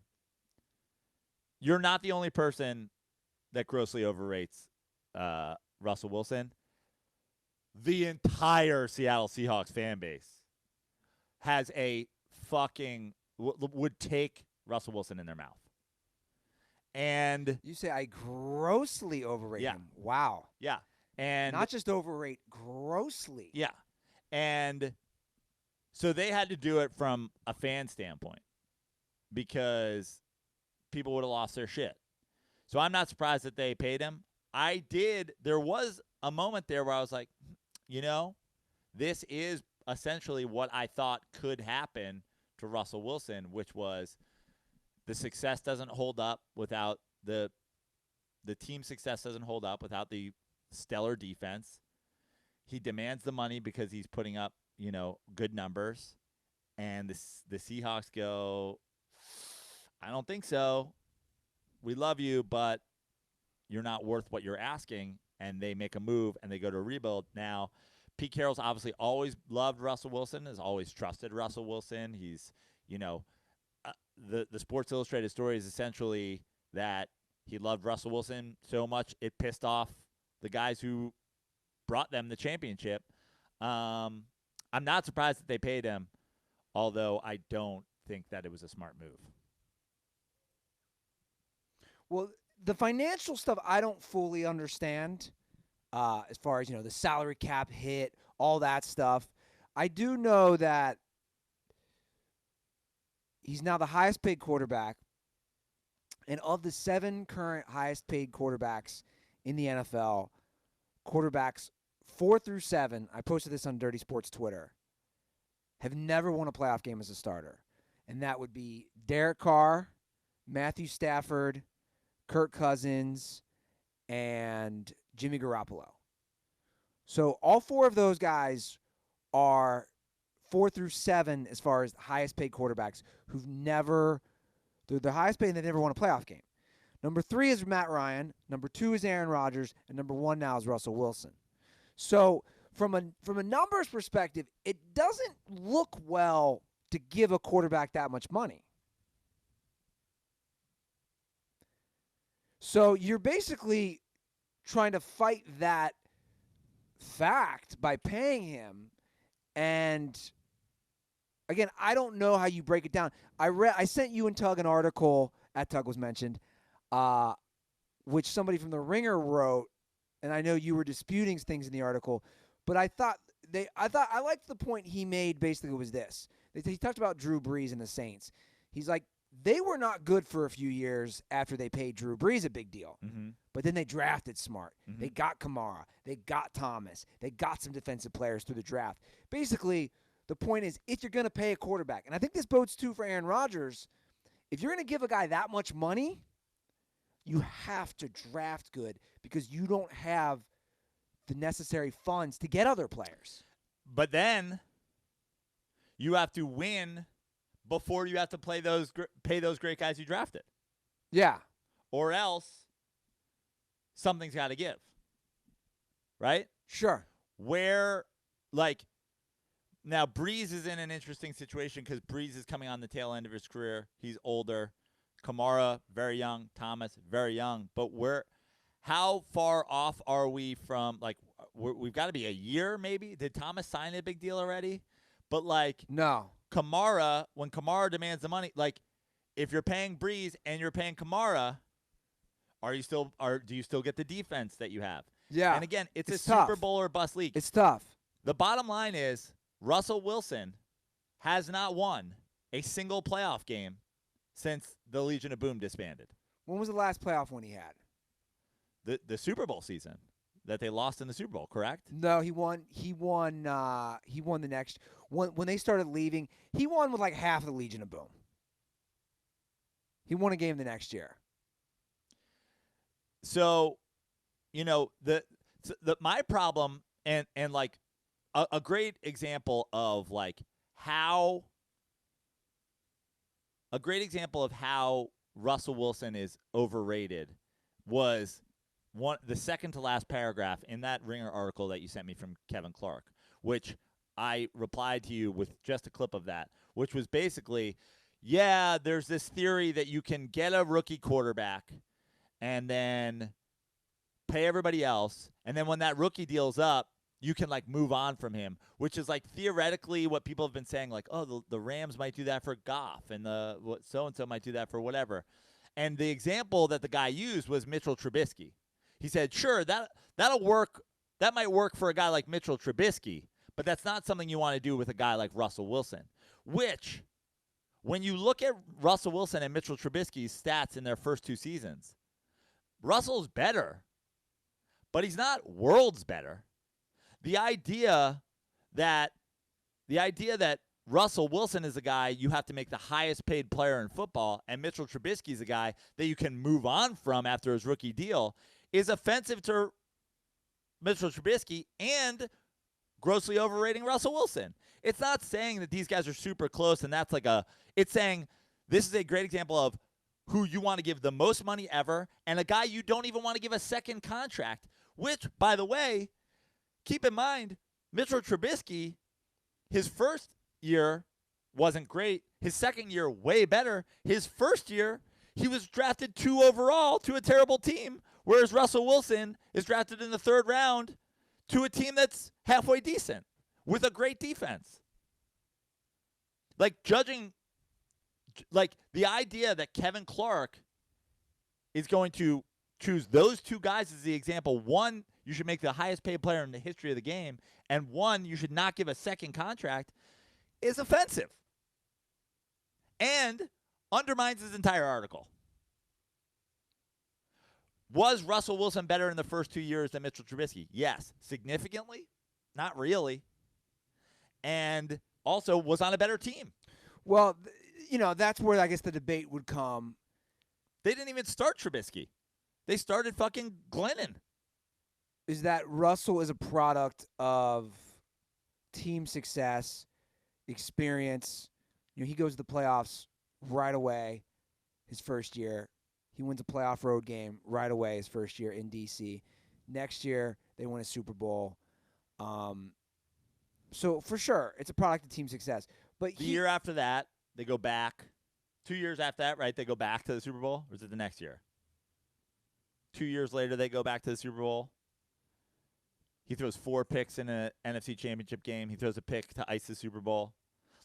Russell Wilson, people like to shit on Eli Manning for if it wasn't for the Super Bowls, and Flacco for the Super Bowl. It's Russell Wilson has ridden that Super Bowl victory to being the highest paid player in football. I don't think it's just that. I think it's that they've had overall amazing team success the whole time he's been the starting quarterback. I guess if 9 and 10 win seasons, Joe, it's amazing. But I'm just saying, success. He's played 7 years. He has the most wins in NFL history for the first 7 years as a quarterback. So the numbers don't lie. And the numbers do not lie hold on. that win total goes down every year. Hold on. Well, that's not true. That they won 10 games last year. They won 9 games the year before. My point is this: whether it's right or wrong, I'm not saying whether it's right or wrong. He does have the most wins his first 7 years. He gets the contract. He puts up the numbers. Wow, I definitely see your points on Trubisky. And to be honest, I'm really not going to argue that the comparison to Mitchell Trubisky. What I did like about and by the way, I fought with Trubisky slurpers last year because I'm like, guys, tap the brakes a little bit. And I also don't want to hear from Trubisky is hot garbage guys either. It's like he's fine, and we'll see. And it's early. I agree. And whatever. We agree. But my point on that was simply like the idea that like one guy's here and one guy's here after 2 seasons, and this guy deserves to be the highest paid quarterback in the history of the game, and this guy deserves to be cut. Well, I think is the most prime example ever of the Russell Wilson slurping that has taken over and like fucking many an NFL brain. Well, here's the deal. I agree with you. I think and I've said this on record, the verdict is still going to be out. I like a 5-year to understand a court. Like I'm saying, I want 5 years. Trubisky's played 2. We don't fully know. I think we have to decide after 5 years. Because it takes a minute to play in the NFL. It's not easy. You can change. You can get better. But here's what's interesting. You talk about quarterback rookie deals, but I want to look up like guys who are winning Super Bowls on rookie deals. Like let's just go through the last winners. Patriots Brady, obviously not a rookie deal. Nick Foles, I don't even know where you consider that. Yeah, no, not a rookie deal. Not a rookie deal. Brady, not a rookie deal.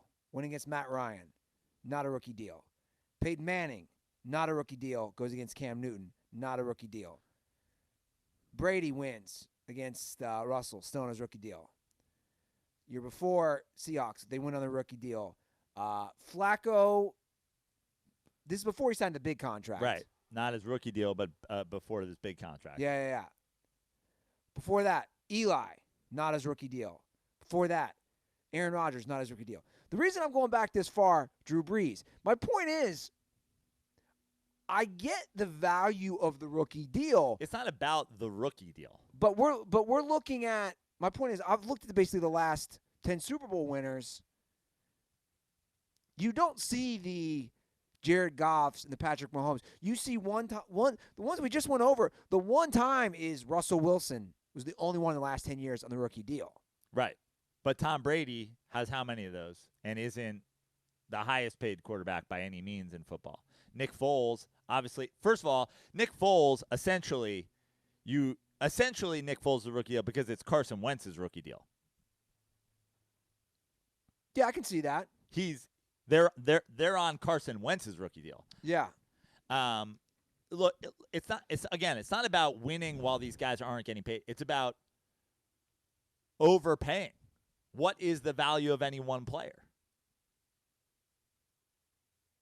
To me, the thing is, I understand that teams have to do it, but like if you're the GM of the team and you're saying we have to do it, it's Drew Brees. I'm like, okay. We have to do it. It's Aaron Rodgers. Okay. We have to do it. It's Patrick Mahomes. Okay. We have to do it. It's Cam Newton. I'm out. We have to do it. It's Russell Wilson. I'm out. We have to do it. It's Eli Manning. I'm out. Like we have to do it. Like it's all about value. We have to do it. It's Kirk Cousins. Light your team on fire. But that's the problem. The problem is those are the guys I named. The problem is the Kirk Cousins, the Matthew Staffords, the Derek Carrs, the Jimmy Garoppolos. Those guys right there. Those are some of the top paid players in all the league. They were all overpaid, which then set the bar for Aaron Rodgers, which then sets the bar for Russell Wilson. I mean, God knows what Patrick Mahomes is going to get paid. Right. But that's almost the thing about being a GM to me is like when Aaron Rodgers gets paid.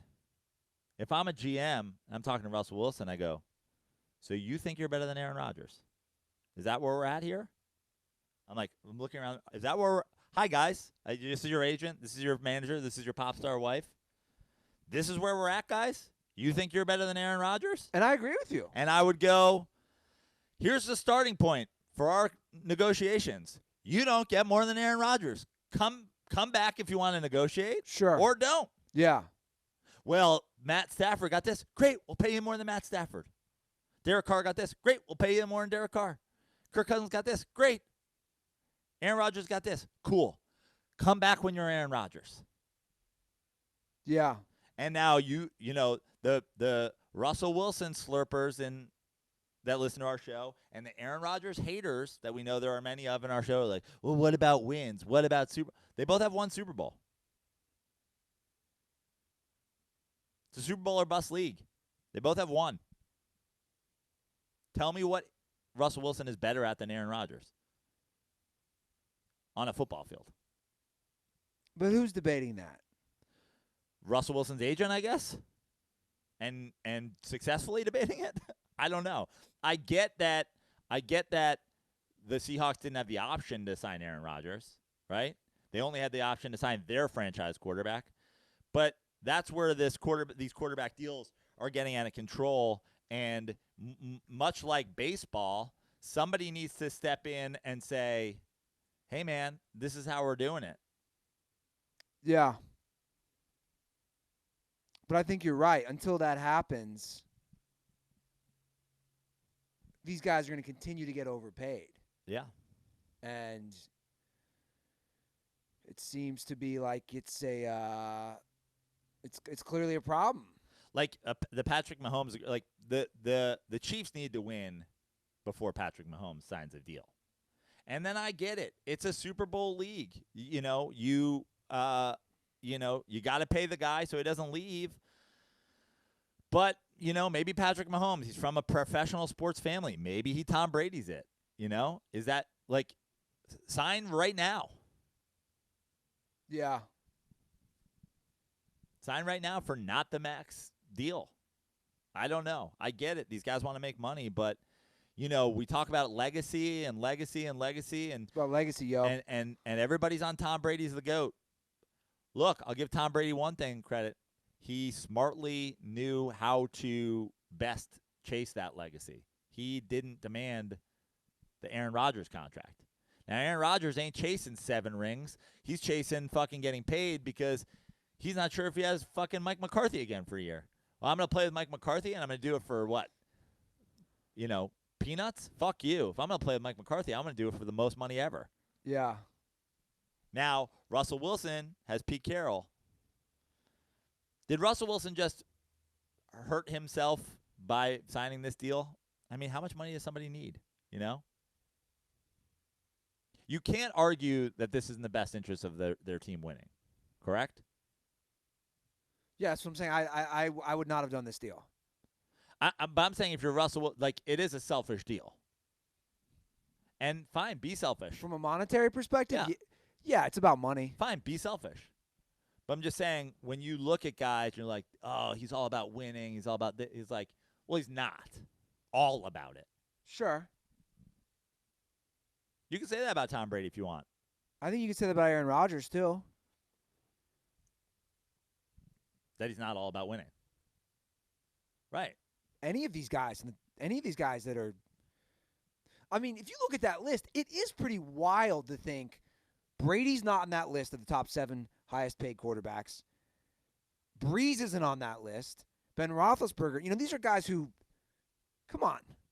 None of those guys are on that list. The top 7 highest-paid. They were at one point, and then the guy – but, yeah. But still. Right.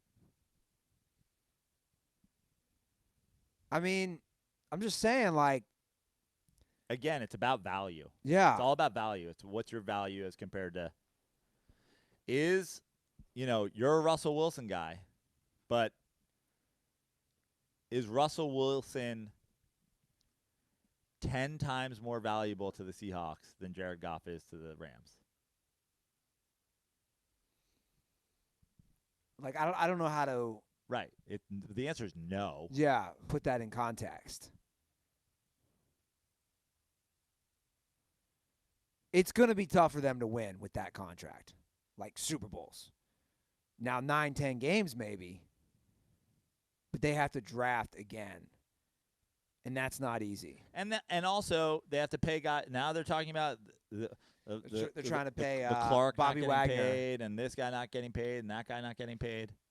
I mean, let's not go too much longer on this, but like that was the gist of the Sports Illustrated article. That was the Sherman complaints, and that was the fucking, all the defensive guys' complaints is like he got the money, he got the attention, he got coddled, and we who, no one is arguing wasn't basically the major reason we won that Super Bowl got cast aside. But I also see and look, here's the thing. They're now very clearly all about Russell Wilson. They've made that this is not an argument anymore. Yeah. So when you enter this situation, or if you are Bobby Wagner, or if you are Clark, if you are staying, no one's hiding that. Don't come in and don't stick around thinking I'm going to have as much to do with this team as you're not. But I think those guys were upset that that's the way it went, that they felt like they were cast aside in favor of a guy who had maybe less to do with it than they did. Sure. But, I mean, if you did a Where Are They Now with the Legion of Boom, I mean, guys are either retired, they're nowhere near the level they were. Sure. They stuck with their quarterback, and I don't necessarily hate them sticking with their quarterback. Now, the contract is massive. It's a big contract. It's going to be tough to duplicate success, especially with, the Rams, I think, are going to be good for a minute. And the Niners are getting better. Cardinals are a joke, but yeah. Yeah. Well, we're talking money, Joe. Reminds me of the Robinhood app. It really does. Russell Wilson should get on the Robinhood app. He should, guys. Robinhood is an investing app that lets you buy, sell stocks, ETFs, options, and cryptos, all commission-free. While other brokerages charge up to $10 for every trade, Robinhood doesn't charge any commission fees. So you can trade stocks and keep all of your profits. Plus, there is no account minimum deposit needed to get started, so you can start investing at any level. The simple, intuitive design of Robinhood makes investing easy for newcomers and experts alike. View easy-to-understand charts and market data and place a trade in just 4 taps on your smartphone. You can also view stock collections such as 100 most popular.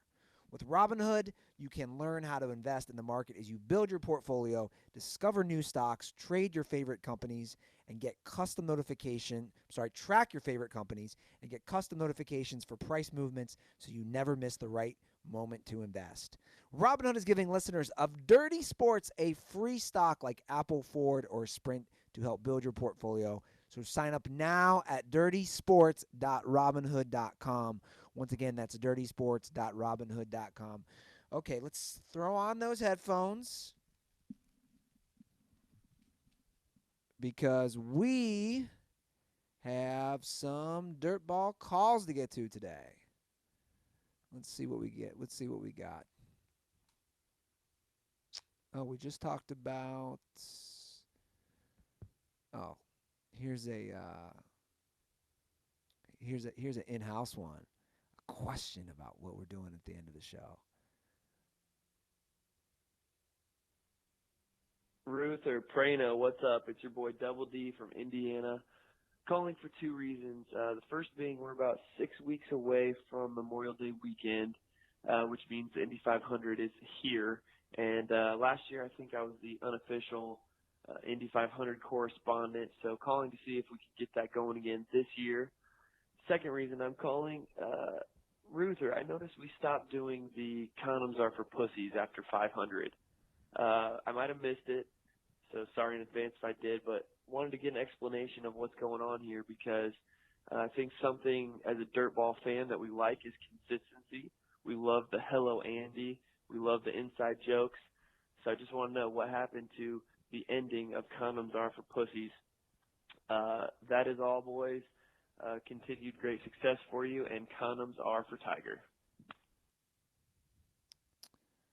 All right, Double D. Well, let me start, and then you can say what pushed you over the edge. But consistency is great, but evolution is better. yeah, but also I've always hated condoms for pussies. I've always hated our intro song, but like it was a part of the show.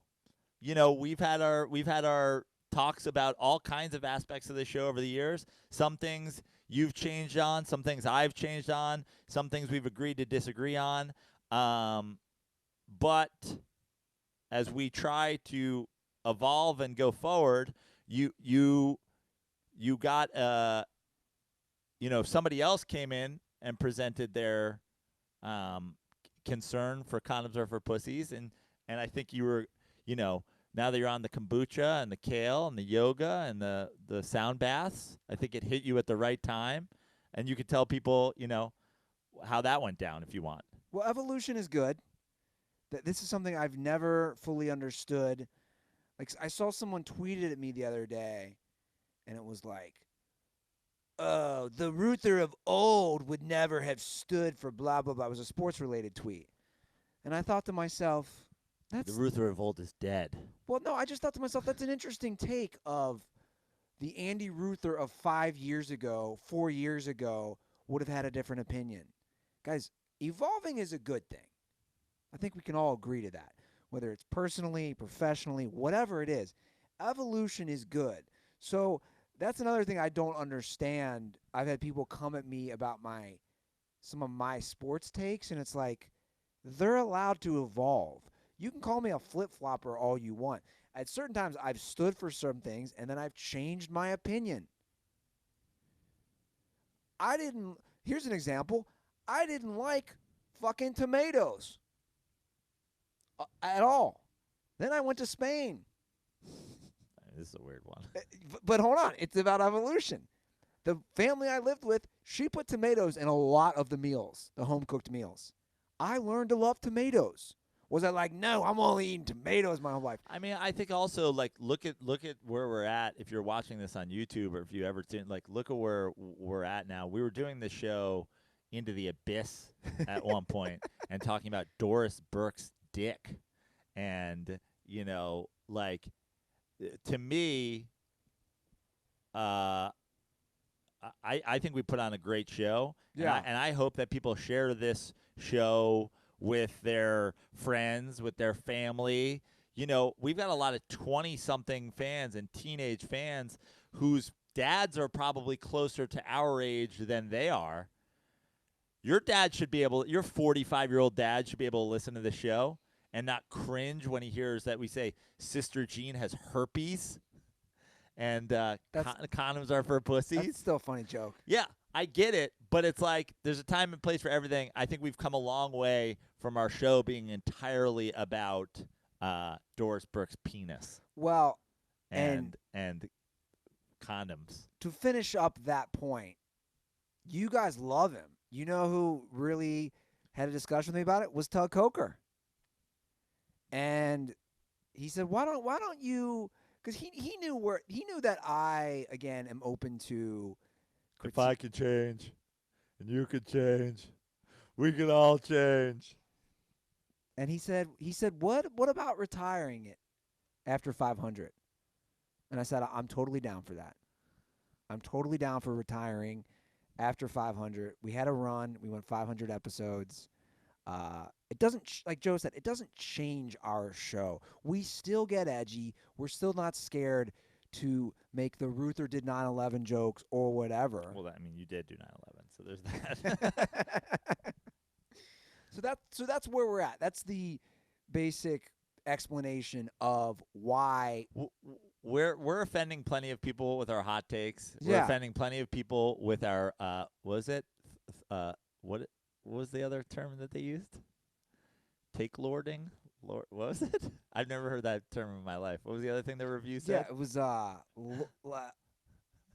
outlording? No, Yeah. I was whatever it was. Yeah. We offend plenty of people by saying if you believe Brandon Whedon's better than Colin Kaepernick that you're racist. We offend plenty of people by saying 90% of the drugs that come in this country come through ports and the wall is stupid. I offend plenty of people saying Cincinnati chili is disgusting. We don't need to randomly offend people with like nonsense talk at the end of every episode. We do plenty of offending people by, clearly breaking down Gronk's stats versus Antonio Gates and Michael Jordan's versus and whatever. guys, you literally have 500 episodes. Yeah. 500 episodes of me saying that at the end.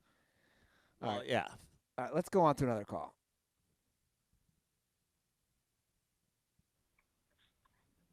Ruther and Prano, what's going on, guys? Called, but I kind of messed it up, so I'm going to go ahead and put it again. I'm calling about the Orioles and Chris Davis.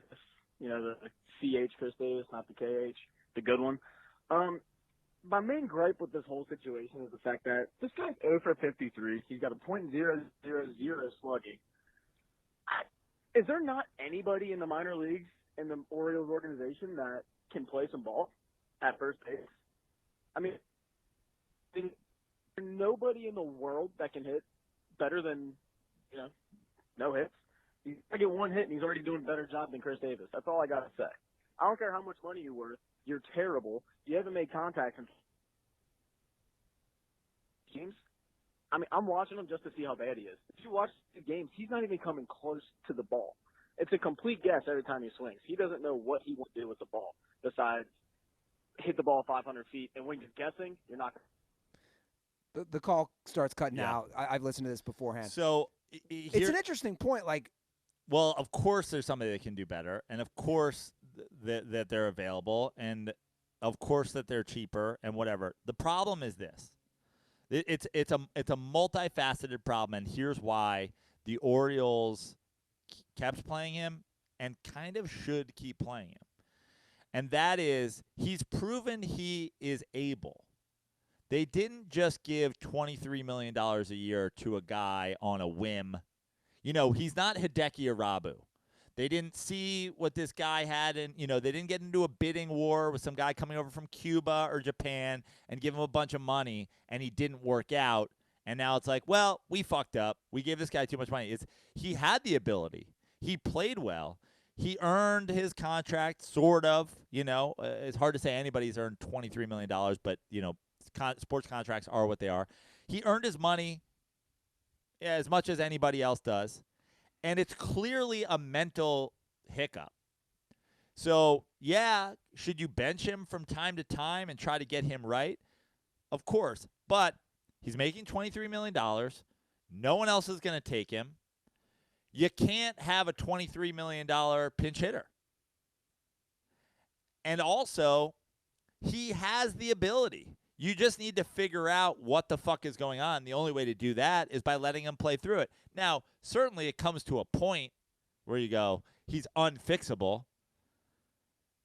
53 is a lot of at-bats without a hit, but you're also the Orioles. What are we out here to fucking, is he the difference between you making the playoffs and not making the playoffs? No. You almost got to just try to fix him.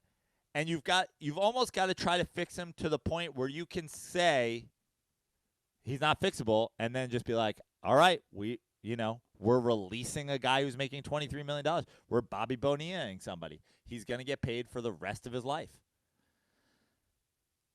But I kind of agree with, you don't have to play him every day, but you got to try to let him get out of it because it's a sunk cost. This isn't the NFL. You can't just cut him.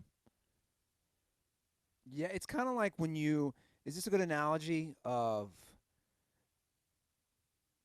my buddy, when the housing market crashed, it hit Las Vegas so hard, like 2008, 2009, 2010.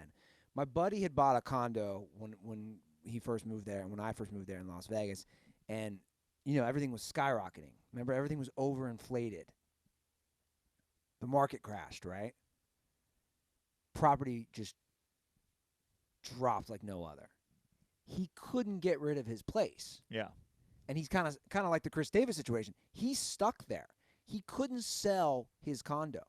And then it got to the point where, I'm not exaggerating, something that was in 2005, 2006 valued at 150 grand, 200 grand, whatever it was literally down to like $15,000 in 2010. Yeah. He couldn't get rid of it. He eventually just walked away. He walked away from it. Yeah. It's kind of like you're saying, where you're stuck there for a few years, Yeah. and then you got to just then like Essentially, the Orioles and Chris Davis are in a marriage. They have 3 kids together. They've been together for a long time. They started a business together. yeah. They co-own the business, and they hate each other. But they loved each other at one point, and now you got to do couples counseling, and you got to fucking, take a vacation together, and you got to let him get the sports car, and you got to let her start another small business where she's fucking selling shit on Etsy, and you got to try all the shit before you get divorced because you got kids, and you got a business, and you got a house, and you can't just say, hey, I'm not interested in you anymore, and you're not interested in me, let's get out. Like, you got to do a couples counseling. You got to. And if you do 10 of them and the fucking therapist is like, you guys hate each other, what are we still doing here? Fine. But you got to do it. Sure. You got to give it a shot. Yeah. For the kids. Do it for the kids. All right, let's get through a couple more calls. Hey, this is Jonah, #1 Houston DirtBall. People can fight me over that if they want it. Anyways, I hear you guys had a new sponsor from Cheers. I just want to say that the owner of that company, Brooks Powell, went to my rival high school, and I swam against him. That dude's a tank. He went to Princeton to swim, but he dropped out because he invented a fucking hangover cure, and now he's going to be a millionaire. So I just want to let you guys know about that. He's a good guy, good company, and stay dirty. Ah, good to know. It's great to know. And I'll tell you what, I know multiple people who swam at Princeton. All of them psycho partiers. Really?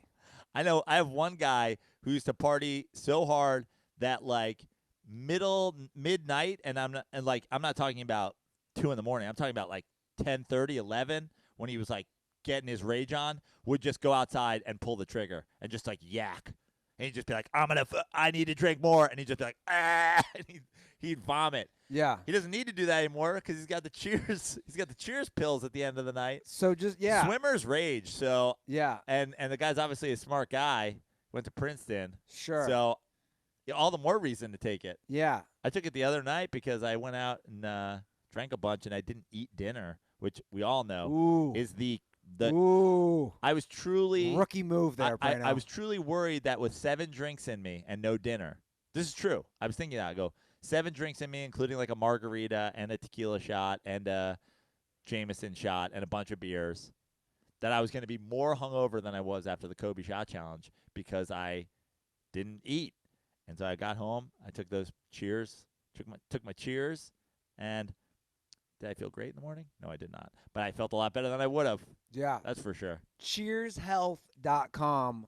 Promo code DIRTY gets you 10% off. So if you guys want to partake in that, it's a great help for the next day after you've had a long night out. Okay, one last call. What's up, Joe and Andy? This is Tom, New England DirtBall calling. And in wake of the Russell Wilson extension being the highest paid player, I know Perino probably has is the anti-big contract quarterback because, we've seen Russell Wilson win on rookie deals. We see Tom Brady, who takes pay cuts, win on that, and just Bill Belichick, obviously.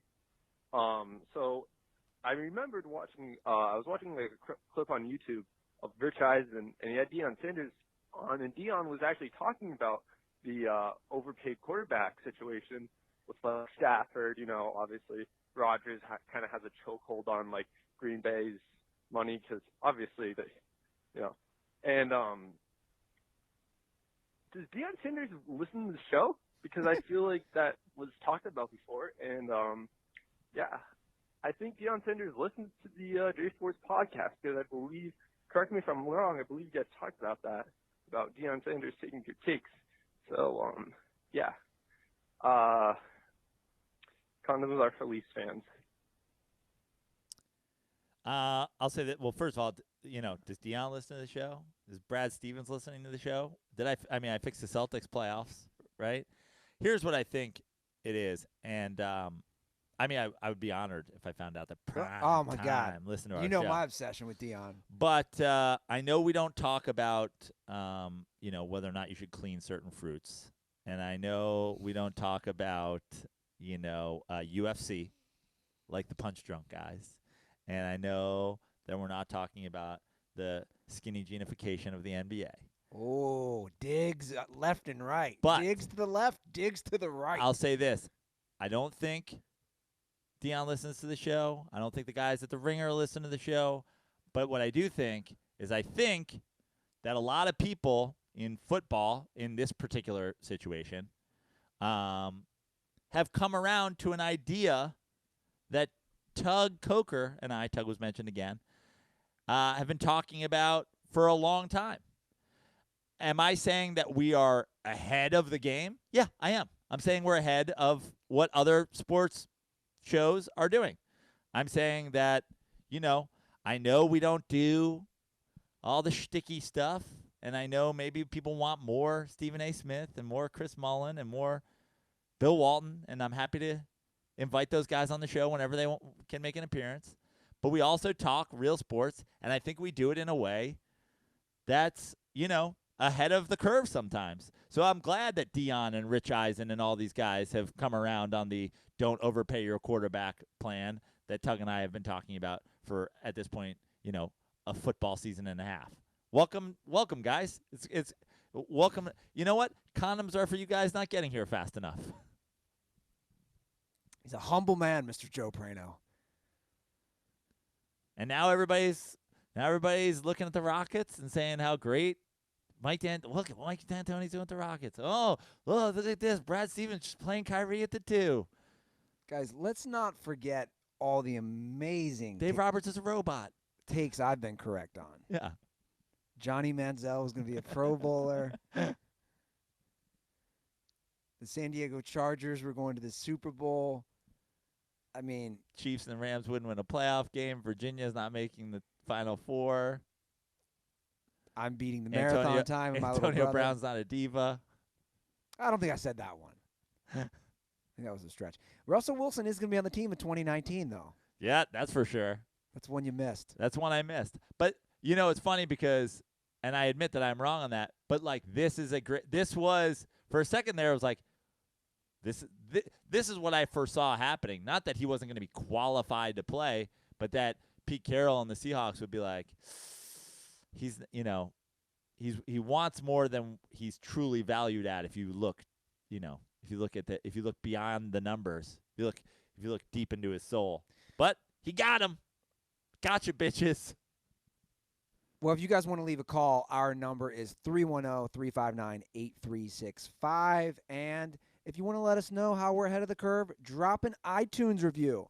It really takes 2 seconds, and it all supports the show. Follow us at The Dirty Sports on Twitter and Instagram, and go support us personally. You can follow me at Andy Ruther, unless I've muted you or blocked you. It's hilarious. I've gotten into the mute game more. Yeah, that's I still prefer the block. That's my move, bro. I still prefer the Dikembe. I love the mute. Like you like I'll let you hang around, but you out of my.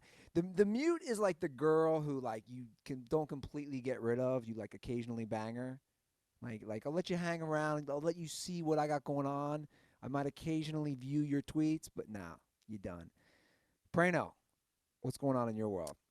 At Joe Prano on Instagram, at Fixture Life on Twitter. Go to joeprano.com. Got a bunch of shows coming up here in Los Angeles. Obviously got the JFL showcase tonight, which you'll, I believe, be attending. I will be there. And I'm going to be around L.A. for the rest of April and May.